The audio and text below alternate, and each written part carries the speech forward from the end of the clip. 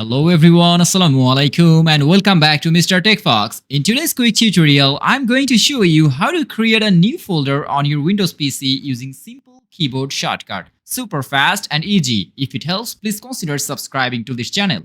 Let's get started. First of all, open the location. First, open the File Explorer. I'm gonna open it and I'm gonna choose a location. For example, this planning area.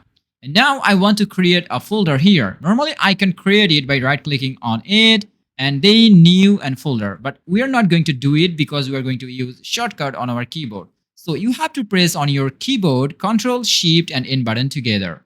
So here you can see that a new folder has been created by pressing Ctrl, Shift and N button together. So you can rename it. I'm providing a name here, sample.